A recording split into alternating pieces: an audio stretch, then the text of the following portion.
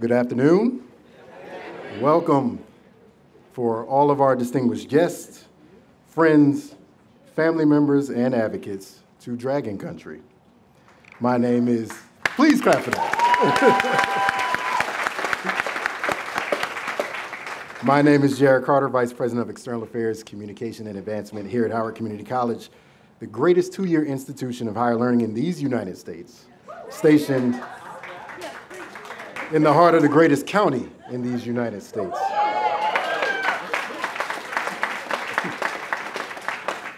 It is truly an honor to be with you for this historic occasion, an event more than 50 years in the making that marks the changing of industry and culture in our county, but more importantly, the changing of lives. Please allow me to introduce to you some of our distinguished speakers and elected officials here with us today, beginning with our distinguished president, Dr. Daria J. Willis.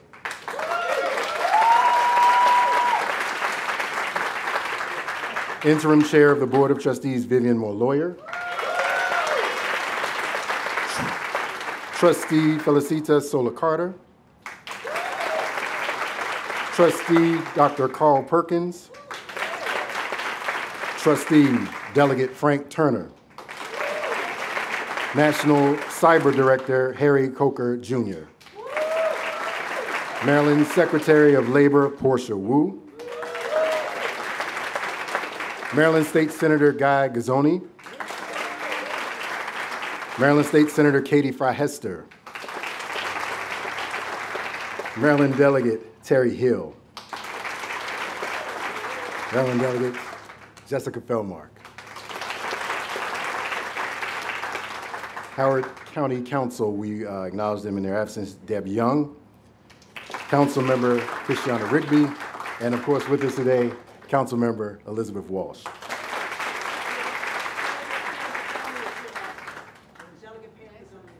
Where? I missed Delegate Pam Gazzoni, I'm sorry. Thank you. County Executive Dr. Calvin Ball. Student Government Association President Budiwa Madema, and Student Government Association Vice President Christian Nazaire. We now begin our program in form, and if you couldn't tell how important this is for the rain to be held back, for us to bring the violins out, this is truly an important day. And so, on behalf of our senior leadership team and Dragon Country community, we first welcome to our stage Interim Chair Vivian Moore-Lawyer.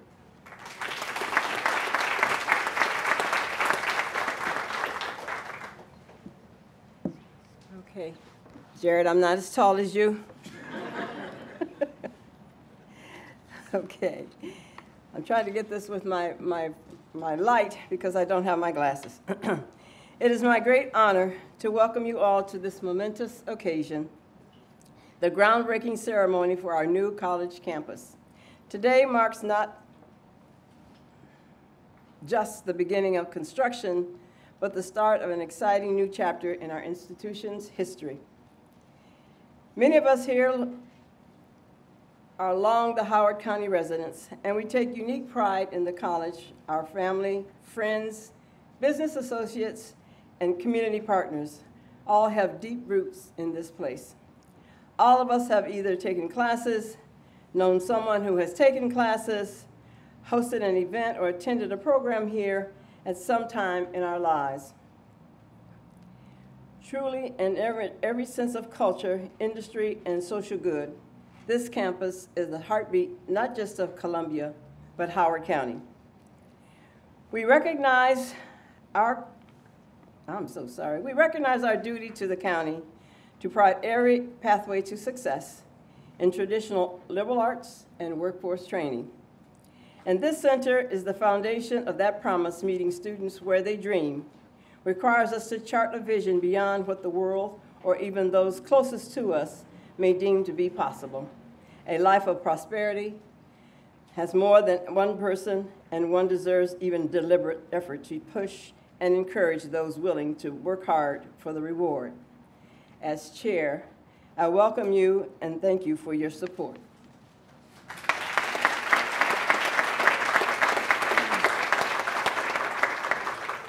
Thank you, Madam Chair. Director Harry Coker was sworn in as the National Cyber Director stationed at the White House on December 15th, 2023.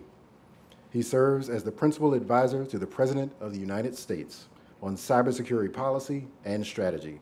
He brings 4 decades of experience in the Department of Defense, intelligence community, and private sector, including senior roles at the Central Intelligence Agency and National Security Agency. Dragon Country, please help me in welcoming National Cyber Director Harry Coker, Jr.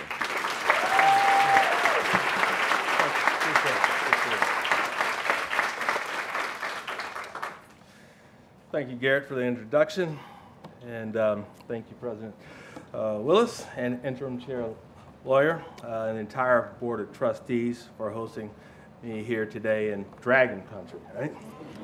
It's been a fantastic day so far at the Community College Cyber Workforce Forum, and there is more celebration to come. Thank you, my partner, Secretary Wu, for joining us here today. And earlier in the forum to highlight the fantastic work that's being done by the community colleges across Maryland to train the next generation of the cyber workforce. And I also want to thank everyone that Jared thanked, because I know I will miss someone. Please don't be offended. So you all are appreciated, to include some friends and former colleagues that I see in the audience. But no, with all sincerity, I thank you all, and plenty of others that are not represented here physically. And last, but certainly not least, thank you to all the state, county, and local officials who helped make this day and the center a reality. Really honored to be here today at the groundbreaking of the Howard Community College's Workforce Development and Trade Center. Today's groundbreaking is a result of a collaboration between HCC, local and state government, alumni, community leaders, and other supporters working together to meet Howard County's workforce training needs.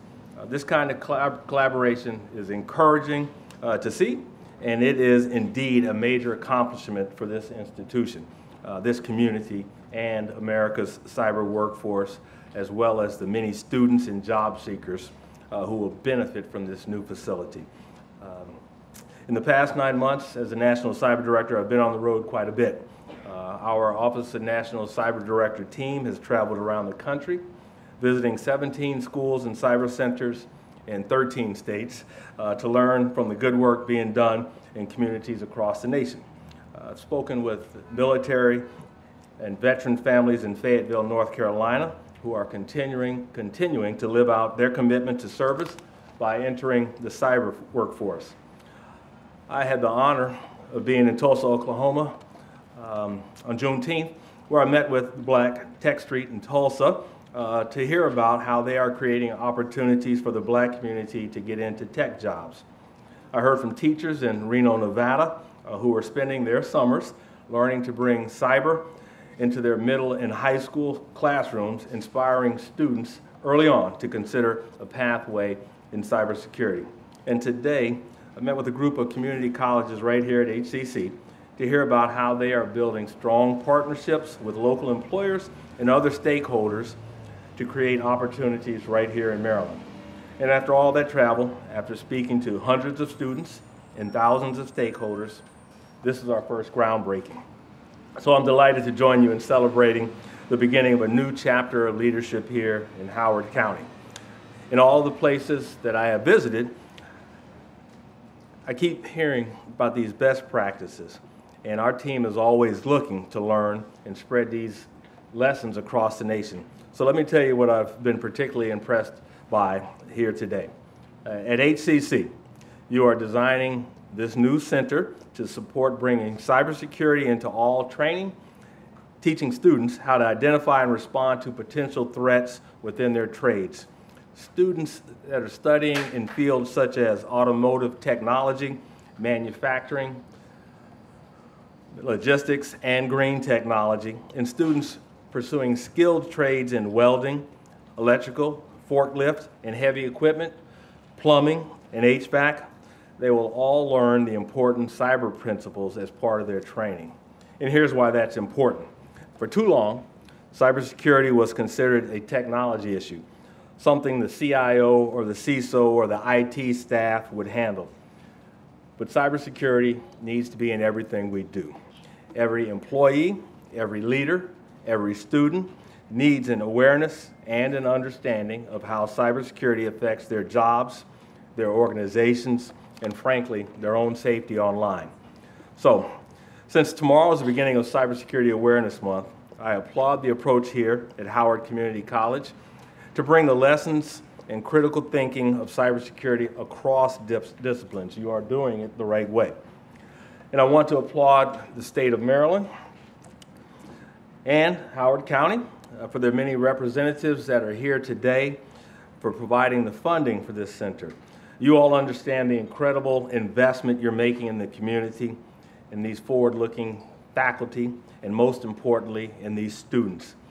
You appreciate that this center will create the space for collaboration, for learning, and for training that prepares students from across Howard County for good-paying, purposeful jobs in cybersecurity. And at the federal level, we understand that too. That's why the Biden-Harris administration is investing in America's cyber workforce. Today, I'm very pleased to announce that Howard Community College is receiving a $200,000 grant from the United States Department of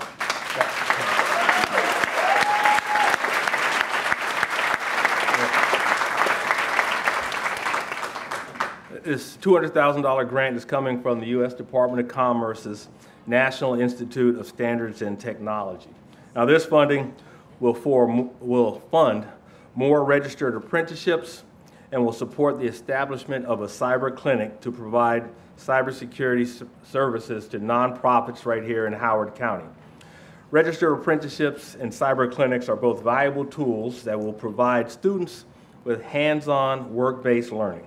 These experiences turn students into strong job candidates that are ready to go on day one after they graduate. This builds on more great news from last month. In August, the state of Maryland received almost $23 million from the United States Department of Labor's Apprenticeship Building America initiative. This funding will help to connect more than 7,000 job seekers with new registered apprenticeships opportunities, including opportunities in tech and cybersecurity. And like so many of us gathered here to say, today, I am proud to say to the students, to the faculty, to the cyber leaders in this community, that we are proud of you and we are investing in you. I've talked to many of the students here today, and they understand that a career in cybersecurity is one with purpose, one that allows you to keep your community safe, one that contributes to not only our nation's security, but also protects our economic prosperity and allows our great nation to continue our journey as the greatest innovator of technology in history. And quite frankly, we need you. The need for cyber talent is great. Down the road in Washington to the White House, we're working every day on the challenges facing our nation and defending our residents and our citizens in cyberspace. Today, there are nearly 500,000 open cyber jobs. That's almost 500,000 open roles, all of which contribute to our national security. Cyber touches every sector and every industry. And in an increasingly digital, interconnected, and competitive world, the security of these systems has an immense impact on the security of our communities. Schools, hospitals, manufacturing, banking, transportation, and utilities all depend on digital systems every day. And we need talent who can help secure them.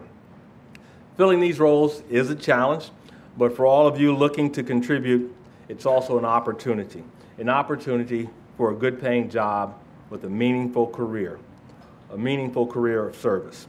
Now, this nation is full of motivated, talented individuals who can be a part of that solution.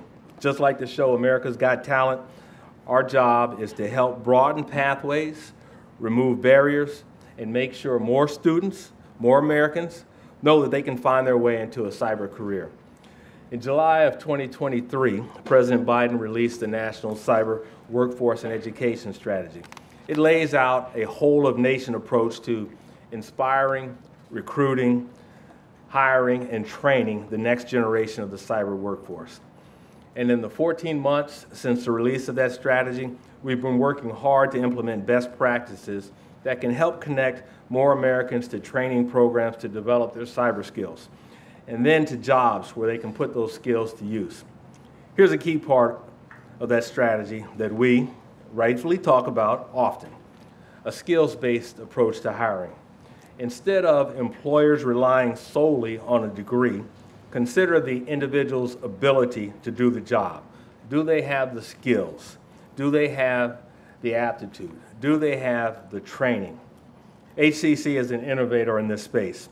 This new center will provide incredible opportunities for hands-on learning, allowing students to gain real-world experience, putting their learning into practice, and allowing them to be job-ready on day one.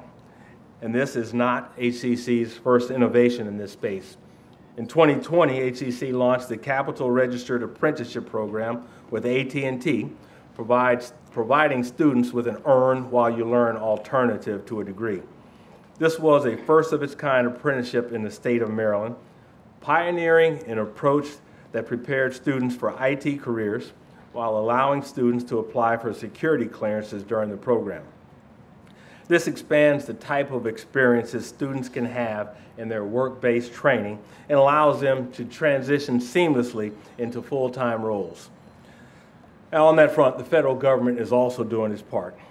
This past April, the Biden-Harris administration, led by our partners at the Office of Personnel Management, announced that we are moving towards a skills-based approach to hiring for cyber, technology, and artificial intelligence positions in the federal government, beginning with the IT professionals. And we're doing the same for federal contractors as well. And this action will lower barriers for all Americans with the passion and the skills to serve, to have an opportunity to do just that. Our hope for the future is that students who learn in this center will see a path to service in the federal government or the state government or the local community, because we all need you. And I hope that the value of your skills will be recognized by public and private sector employers in all parts of the nation. Earlier this month, our office, in partnership with, again, OMB and OPM, launched a Service for America campaign, which is a recruiting, hiring, and engagement campaign aimed at getting the word out and encouraging more Americans to join us in cyberspace, in technology jobs, and in artificial intelligence. Whether folks join the federal government or the state government or a local government, we need you. We need you to help provide those critical services to our communities. We do need, absolutely, more folks joining us in that work to prepare our country for the digitally enabled future that is here to stay. The work to make this happen cannot just be something that we talk about in Washington. It has to happen in communities across the country, just like the important steps that we're taking here today in Howard County, Maryland. We rely on our partners, including community colleges, four-year institutions, K-12 schools, state, local, tribal, and territorial governments, nonprofits, and the private sector employers to help us do the hard work in our communities every day to create these opportunities. We call this an ecosystem approach. It relies on collaboration between these critical partners to implement best practices and create pipelines that support potential cyber workers from the very beginning of their journey all the way through to their eventual employment. And from my first day as a National Cyber Director, when I was up at the Community College of Baltimore County, and even earlier as a member of this community myself, I know that we are standing in a strong, vibrant, forward-looking, diverse, and capable ecosystem, preparing our students to help us tackle the evolving challenges that we meet every day in cyber. And as I've mentioned, our team has been traveling a lot, connecting with the employers, the students, and educational institutions, helping to build our nation's cyber workforce. Through these trips, we've had countless conversations. We've received over 100 commitments from private sector and nonprofit partners. That includes the provision of more than $110 million of direct funding to support workforce and education ecosystems, the commitment to hire more than 31,500 Americans, including for entry-level roles, registered apprenticeships, and paid internships, and to train millions more through boot camps, certification programs, upskilling opportunities, and other hands-on learning pathways. This is all amazing, amazing progress, and we continue to see innovation. We are just over a year into implementing the National Cyber Workforce and Education Strategy, and we know we still have a long ways to go, a lot of work to do. We need more Americans to see cyber careers as attainable to them, whatever their backgrounds or their circumstances. Today, we're taking an important step with this groundbreaking, this convening, this dedication to students and the future of Howard County. Thank you, HCC, for your leadership in helping to build America's cyber workforce. I can hardly wait to come back and see the Workforce Development Trade Center in action, and I can hardly wait to work with those graduates. Thank you.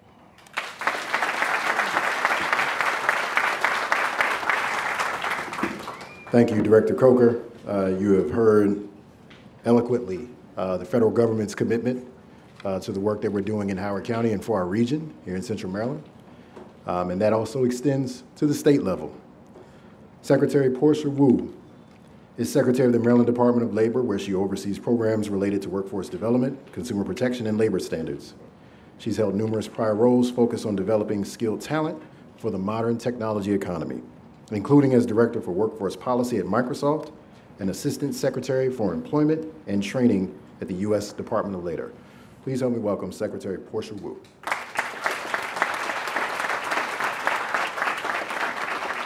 Thank you, everyone. I first want to say thank you so much to Director Coker and the whole ONCD team. I mean, we are so honored to have you here and that you came to Maryland on your very first day as director. And I don't think there are many states that have gotten as much attention and visits, or at least that's what I'm going to choose to believe.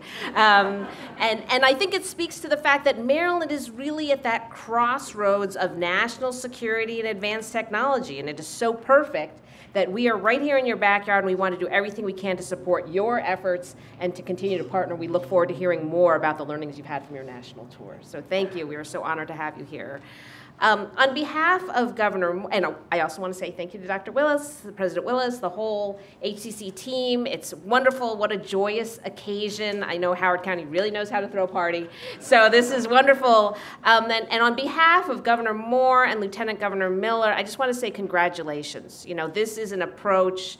I know this has been a long time coming. One of my early visits when I started in the cabinet was here, and Mina Wu said, we're trying to get this built. We're trying to get support from the state and from the county, from everywhere else. Well, congratulations. It's come together. The state has been proud to support this effort, and we feel that it's so meaningful and important for our state's future and economic growth. So I have all these, technical things about how many apprentices we have and all that stuff, but I'm going to show you the power of Howard Community College and the depth of penetration it has. So I was putting my 8-year-old to bed 2 nights ago, and I said, I gotta go, I gotta work on my speech. She said, where are you going? I said, I'm going to Howard Community College. She said, which one is that? And I thought, well, how can I kind of help her remember what this is? Because I go on so many visits, and I said, it's where the dragons live. And she turns, this is a true story. I know people in politics tell fake stories all the time, but this is a true story. I mean, a stretch of the truth, I'm sorry. This is a true story. She turns and goes to her pillow, and she pulls out her little baby stuffed Duncan the Dragon. So she had it right there on her pillow. So I guess we maybe have a future class of 2037 or something like that in our household. But that just shows the power of imagination and good branding. But I think it also shows and this, I'll bring it back to the Workforce Training and Skilled Trade Center. I'm so excited to have this launch today, and it's because, at the state, we've been investing in these same types of bring together skilled learning and higher education, right? We've invested in registered apprenticeships. We have over 12,000 registered apprentices in the state of Maryland right now, a historic high. We've invested in cybersecurity and other cutting-edge industries through our Earn Maryland grant program. The state has actually put in over $6 million just in this administration to support cybersecurity and IT jobs. And of course, we're very grateful for the investments and support from the federal government as well. But equally important to these specific resources is the approach. It is having this approach of not saying, okay, well, a college degree is over here and preparing for work is over here, or a skilled trade or credential is over there. By doing things like making sure that Maryland College Promise supports non-credit as well as credit education, by establishing centers like this one that really understand that hands-on learning, and we heard that over and over today from students, from employers, from expert educators from across our region, that's what's really needed. Everyone is hungry for that hands-on experience. So we're so excited to have the groundbreaking today and very much look forward to seeing all the tremendous innovations and work to come here at Howard Community College. Congratulations.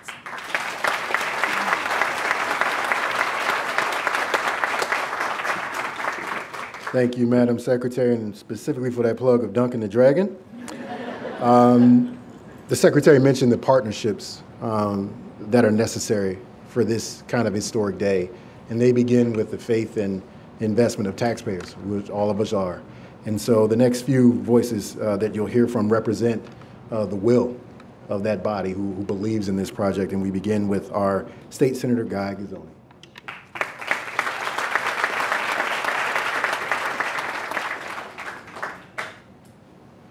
Good afternoon, everyone. From the time we are little children all the way till we reach, senior citizen, whatever you want to call it, whatever age that is, we look for purpose. We spend our lives looking for purpose, and we realize that all along the way that having purpose matters. It matters. And it's up to us to decide what that purpose is for each of us. And that's a good thing. But it's also a very good thing when society, when institutions like this facility, this college, gives the opportunity to broaden the perspective of what we can do, what we can be for our families, what we can be for our community, what we can be for our coworkers. And that's what's so special about what's happening here. I know, and I can speak for all the electeds in the state legislature who are here today, and all the ones who were unfortunately couldn't make it, this really matters. We know that a good job, that a good career, it's all part of a good life. And it's up to the leadership, Madam President, and all the leaders of the college, and my good friend, the county executive, and those who have worked in the community, contributed to this facility. We all know how important it is our job to give those opportunities. Because when people have a sense of purpose, whatever it is, they're going to live better lives. And they're going to be more contributing to society in lots of ways that we may not even know.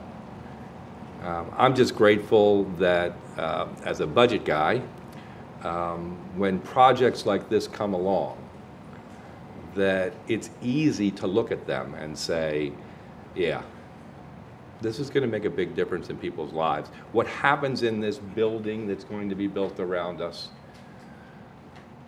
it's going to change lives. Not just their own, but many others. So I'm grateful to everybody. I'm grateful to everybody who's played a role in this, and my congratulations go out to everybody who's played a role in this. Thank you all very much.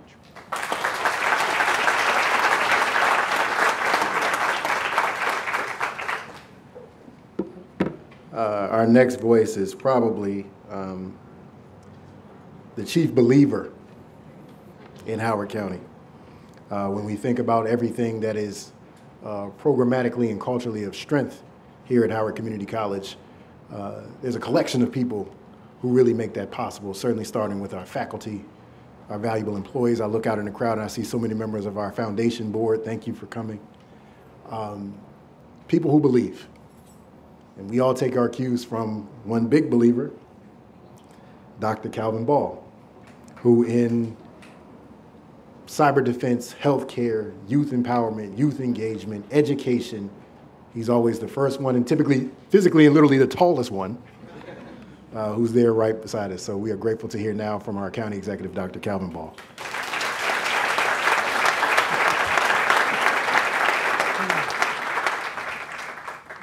Well, good afternoon, Howard County. What a fantastic day. And as I look across the crowd, I see so many people who have been investing in our college, our community, for many, many years to help us get to this place today. Today has been an inspiring day, and today will continue to inspire others for generations to come. I have the distinct pleasure of joining Dr. Willis, Secretary Wu, and Director Coker, and many others for this morning's Cyber Workforce Forum. As demonstrated here today with our extensive partnership, I truly believe that Howard County will be known as the Silicon Valley of the East.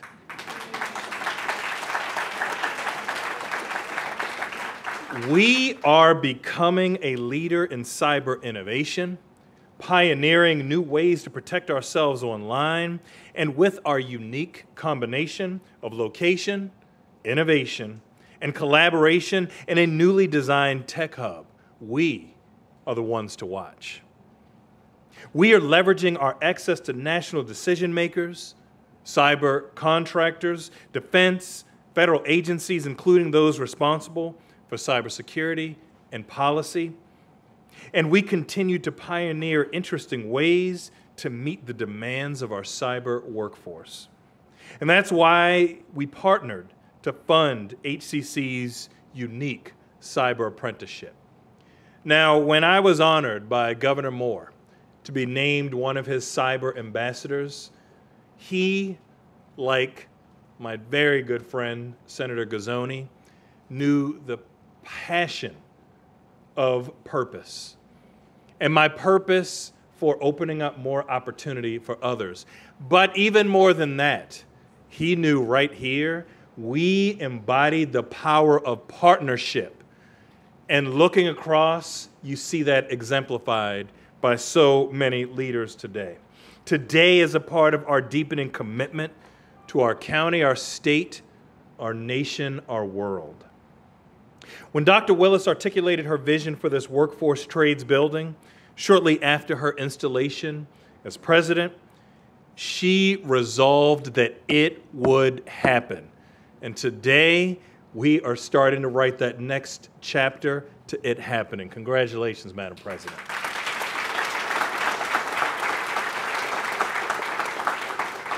I knew that with her leadership and the strong partners here today, our Board of Trustees, our state delegation, our county leaders, we could make this vision a reality.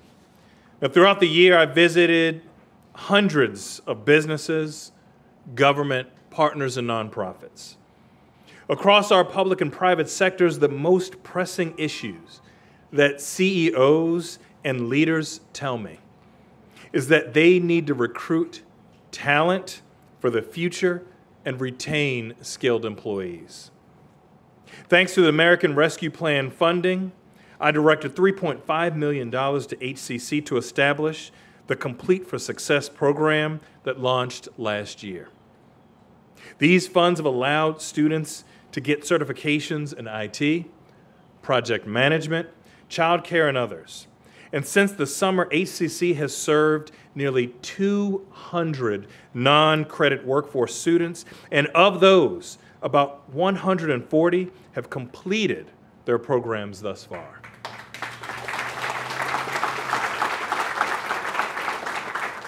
And for the credit program, HCC has helped empower nearly 1,500 students to participate, and to date, about 230 credentials have been awarded to participants prior to the end of the spring 24 term. Our studying and working residents want even more options. And for some, it is to get a 4-year degree. For others, it's to get that certification in plumbing, HVAC, or automotive to immediately launch their careers, make a living, take care of their families. The beauty of today's groundbreaking is that we can meet every need on one campus. When I committed $11 million last year, I knew this was an investment not just in HCC, I knew this was an investment in our future. Today, we are investing in building a stronger workforce, a stronger Howard County, a stronger state of Maryland, a stronger United States, and a stronger world. We are literally and symbolically breaking ground today to increase opportunity, equip our community, strengthen our economy, and again, chart the best course possible, not only overall, but for all. Thank you so much, and go Dragons.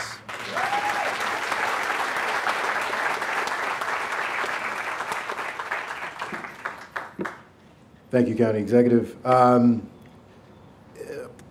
Any good institution of higher education completes its work by extending beyond the boundaries of the campus. Do we agree? The more that you can bring people on and the more that you can extend services from the college, the better you're doing. And two great examples will come forth now to talk about HCC's role in extending beyond our boundaries, particularly in workforce development. First, we welcome retired Vice Admiral from the United States Navy, William Hilarides.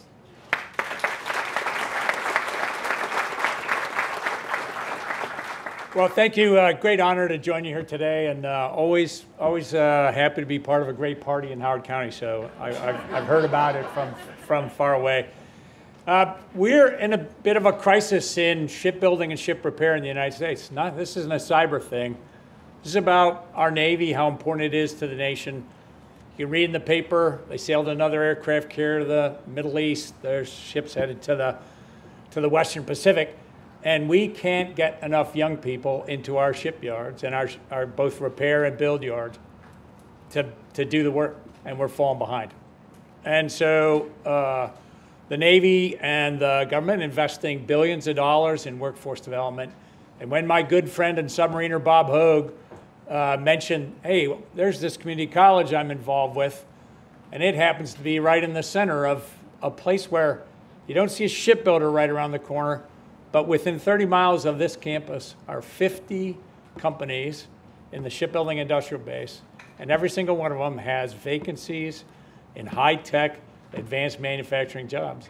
And they are waiting for this facility to be built and for those people to show up and man those jobs. And so I say to Howard Community College, thank you for putting your shoulder against this crisis in our nation in shipbuilding, and I look forward to hearing about the success of all those folks as they turn that ship around. So thank you all very much.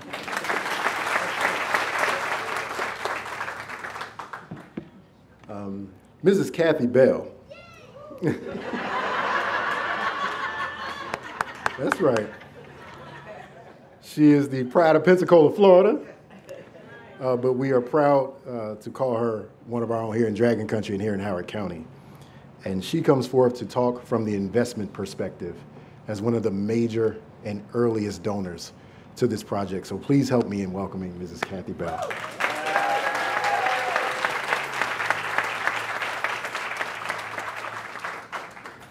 Good afternoon. A lot has been said, and I won't go back and do remedial repeating or whatever, and so I'm going to kind of put my little script aside and talk, but I don't want to ramble as well. My husband would say, don't ramble. But anyway, again, I'm Kathy Bell, and I'm going to speak on behalf of my husband, Danny, and myself today. And we have been long-term residents of Howard County, and most importantly, we have been 33-year good neighbors of Howard Community College. Our first business was located right here on Harper's Farm Road. We are retired owner-operators of the McDonald's system for 33 years. And so, again, we have served many students. We have employed many students that have also been students at the campus and have also been employed with us. So let me talk really quickly about why workforce development and why that triggered my interest, as well as I think my husband, because he tend to support. If I say I like doing, he'll say, okay, we're gonna, but not. And he does have an opinion about it, but he is supportive. Right?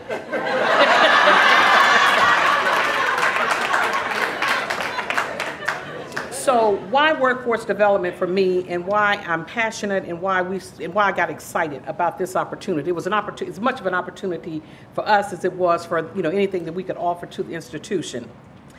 Danny and I retired in December of 2023. And at that time, we had a plate full of things that we had to do. We had to close out this for the government, we had to do that, and it was just a lot that needed to be done. But I will tell you that first and foremost, and on the top of our list of priorities, was what can we now do to make a difference in the lives of others? And what can we do from the standpoint of giving and being charitable, and where it would actually make a difference? Which still led to the question, why workforce development? So for me, I'm going to put it really simple today. I could go through a lot of different scenarios, but I'm going to focus on the one person who was the most instrumental in my life, and that was my mother. My mother was employed by Monsanto Textiles, which was a global manufacturing concern. Her badge number was 209 in a company that employed thousands. And she had a very important title. Her title was that of maid. She was a maid.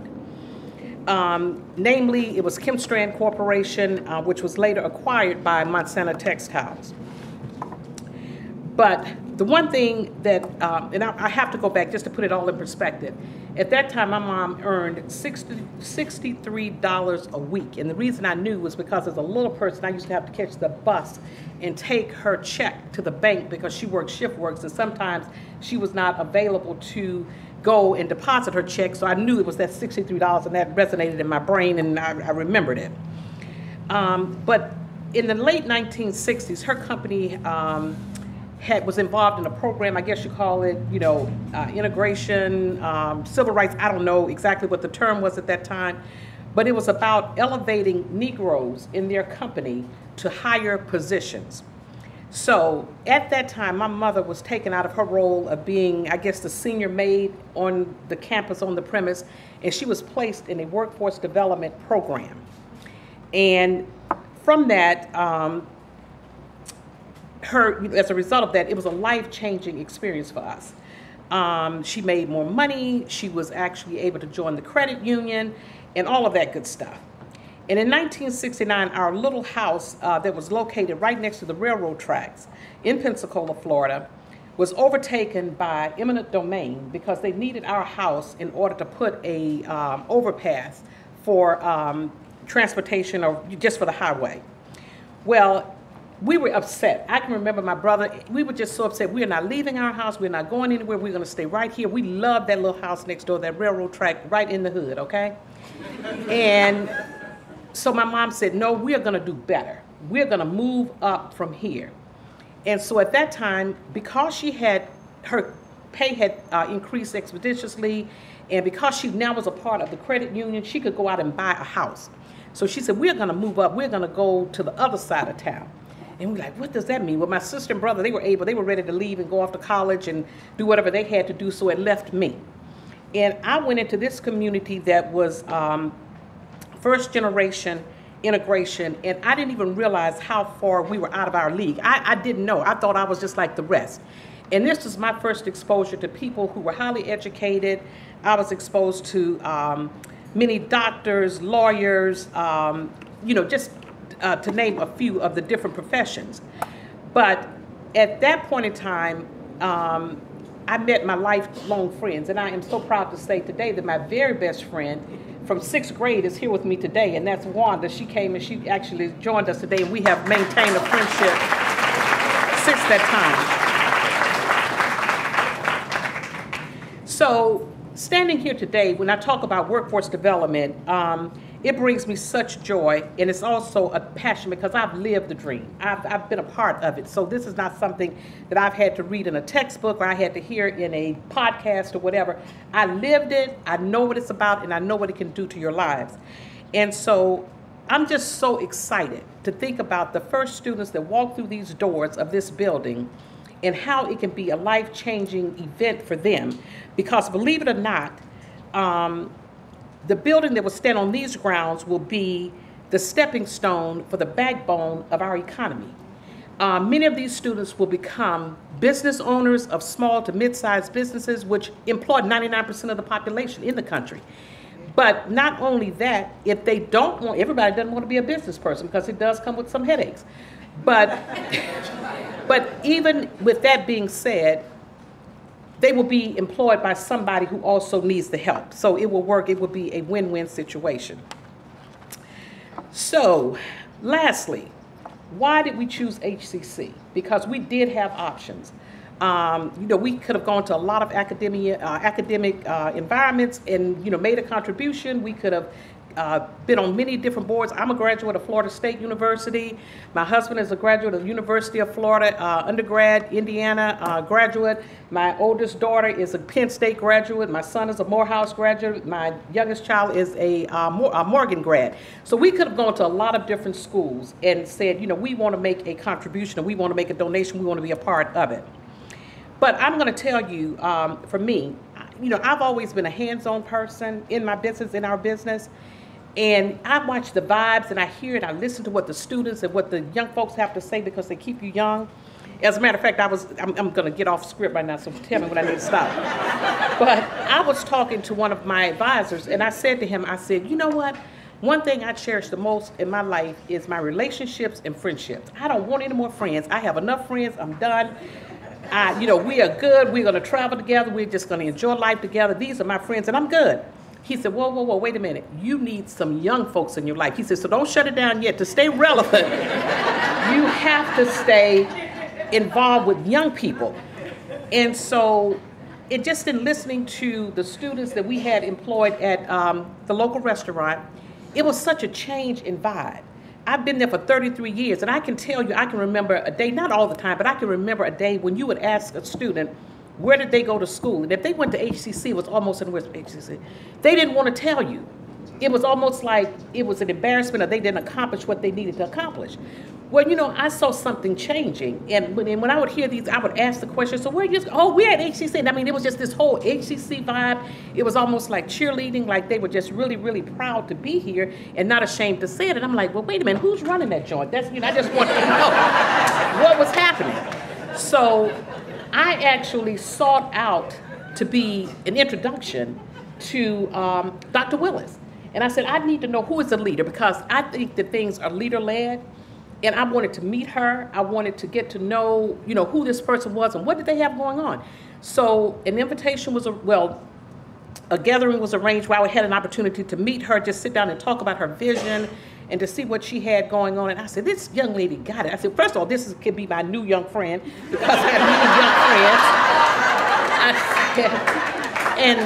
And secondly, she is so confident. She is so assured. She is so her. She is so Howard County. I said, you know what? I think this is it right here. And so I can truly say, without any shadow of a doubt, I truly believe, and I believe that people work for people. They don't work for companies and titles and names. And I think you do business, you make donations, you make contributions to people that you can trust and you feel that they're going to do the right thing by what you're offering. So I can truly say without a shadow of a doubt that my decision or our decision came from the start of when I had the conversation with Dr. Willis. We are here as a family donor group because of her. I believe in her, just her energy, her spirit. I believe in, and forget about all of that. I believe in, because she gets it. She knows who her customers are. Her customers at this university, at this college, rest in the arms or in the hearts of her students. And if her students are satisfied, that's no different than me selling a Happy Meal and the mom is satisfied and she can go home and not have to cook. So, it's about that. So today I would like to say thank you. And I'm here because of her. And I said, don't go anywhere now because we got a lot more we need to do. So hopefully the time will be long lasting. And I would like to say on behalf of my family, I am so proud to stand here today and to know that our name will be affixed to this particular Workforce Development Center. So,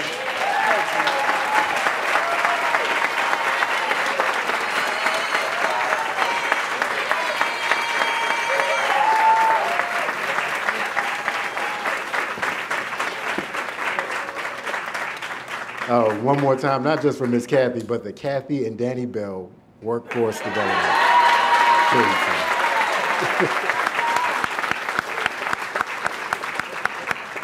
And so, last but not least, the woman of the hour, the visionary behind this center, the great partner from the halls of Annapolis to the halls of our classrooms, the one who saw a vision for this school, this county, this part of our country, to do more in benefiting people all over the country, Dr. Daria J. Willis.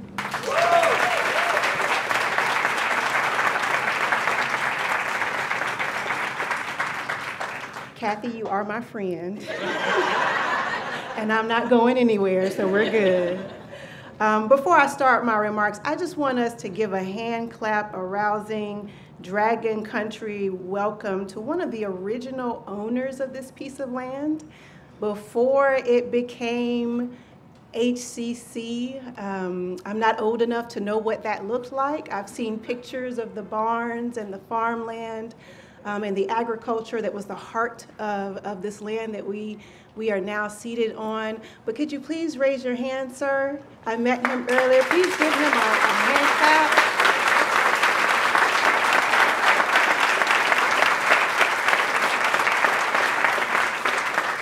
As a historian, it just warms my heart to see you here. Thank you so very much for joining us today. Thank you to all of our elected officials, the folks that have spoken, and for you all for being here. I am trying to contain my excitement. I'm trying not to go like this, but, and I did it anyways, but whatever.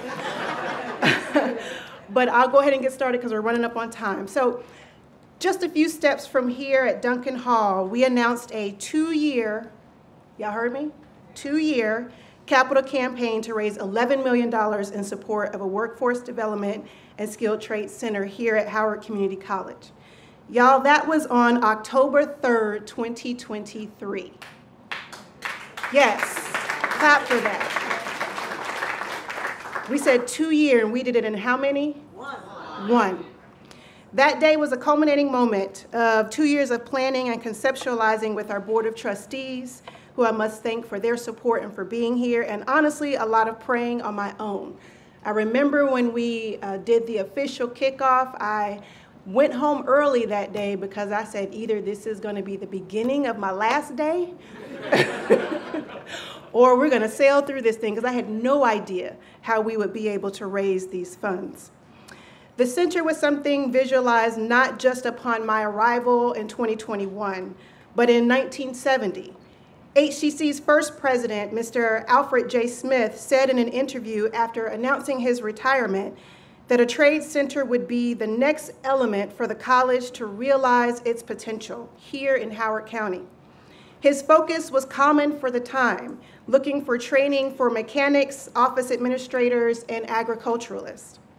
Today, the industrial landscape, however, has shifted just a bit, and those who you've heard from today showcase the urgent need for this center to meet our moment within the future of work, but also within the future of our ability to work and to serve as one people, committed to our shared goals of peace and prosperity.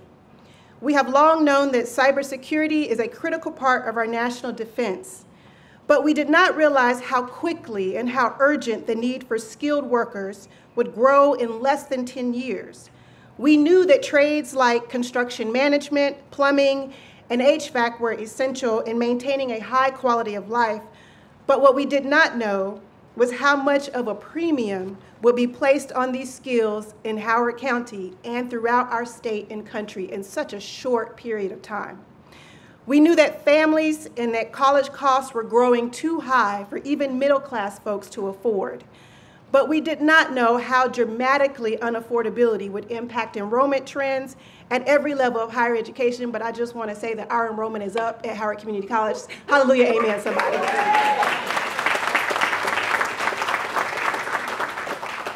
But I didn't know how we were going to raise $11 million in 2 years. I knew it had to be done, but how was the abiding question? And then a few months later, our amazing county executive, Dr. Calvin Ball, announced here on campus during his State of the County address almost a year ago his intention to support this center with a $10 million investment.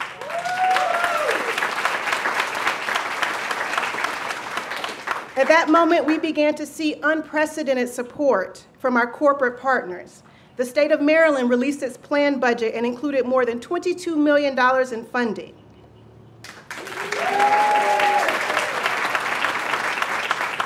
And many of you here today know that this isn't usual in higher education for a building to be, number one, funded so quickly, and then, my friend,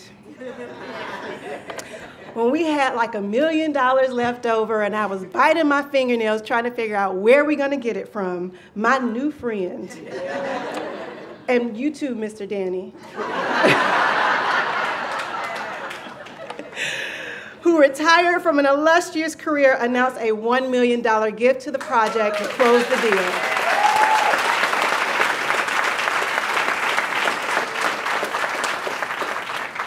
So there's a lot we didn't know about our future, but we know today that the turning of shovels will help make sure that our communities are better prepared for the future than we were yesterday, last year, or even last decade. We are answering the call for collaboration and innovation, and we did it just with the fundraising for this center. This center represents our commitment to equipping our students with the skills and training necessary to thrive in today's ever-evolving job market. And as we all know, the world of work is changing rapidly, and it's essential that we respond to these changes proactively. Our Workforce Trade Center will serve as a hub for hands-on learning, connecting students with industry leaders, and providing access to cutting-edge technology and resources. Here we will offer a range of programs tailored to meet the demands of local industries, ensuring that our graduates are not only job ready, but are also future ready. I want to take a moment to thank all of our partners, our local businesses, community leaders, the dedicated faculty and staff who have worked on this project, Leighton Childress, Melissa, Travis Scott, raise your hand, Leighton. He is responsible for making sure that everything works in the center. So he has a hard job ahead of him. But Melissa, Jeff, Travis Scott, all of the faculty and staff that have been working hard on the curriculum, what kind of equipment do we need? And I said, don't go cheap on the equipment. We need the best of the best in this center for our folks. I also want to thank our state delegation, our senators, Senator Katie Fry-Hesser, Senator Gazzoni, Senator Lamb, who in his absence, they helped us get that $22 million. So please give them a round of applause. And because I am that competitive president, I just have to say that not everybody's building was funded. There were other workforce centers that were along the same lines as ours, and ours was funded first. So we're excited about that. I know, you can tell them I said it. I said it in the president's meeting. It's okay. I also want to thank Ben Nichols and Zach Sharif, who co-chaired our Workforce Development Center Trade Fundraising Campaign Committee from our foundation. Your support and commitment to education and workforce development are truly commendable. Together, along with our committee members and all of our donors, thank you for helping us to reach this incredible milestone. And I'm going to close here and just say that this is truly hard work. This isn't something that we just do to put up a building, to say we did it, check, done, and we're off to the next thing. This center is all about changing lives. It's about saving lives. If you've looked at the data, people who have some sort of training or college degree get better access to health care. They live in better and safer communities. And why can't that be for the folks who live here in Howard County? A lot of times we look at Howard County and we say, oh, we're the third most affluent county in the nation. Everybody is wonderful here. We have such a high attainment for education, but there is still a population of folks who have needs, and we are answering that call. This center is about reducing poverty, reducing the causes of when people look at your skin and say, you can't be in that position. Or they look at your gender and say, you're not man enough to do this job. It's going to be here for everyone. So when you look at this place come January, when they start to break ground and get deep inside of this parking lot, I want y'all to just do a little jiggle, do a little dance. Because we are finally realizing a vision that was here from our very first president in 1970. So thank you so very much to our distinguished panelists and guests who came here with us today. To the board, when I sat in my interview and they said, we need a skilled trade center, thank you for instilling that vision. To our faculty, for your support in building the curriculum, our industry partners, our community folks that are here, our foundations, the architects, everyone. All I did is say, do it. And then everybody else came together. So this is amazing. This is probably the happiest day of my career thus far. I appreciate you all. I love you. And let's go ahead and get this thing going. Thank you so much.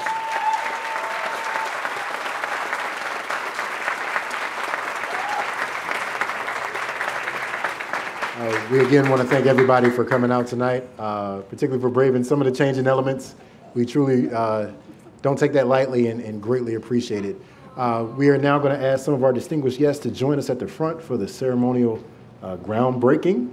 And we also have a few things to eat over here. We also invite you to take pictures and check out the to-scale model of the Workforce Trade Center, which you'll see here right in front of the backdrop. So thank you for coming. Please have an enjoyable rest of the evening. Thank you.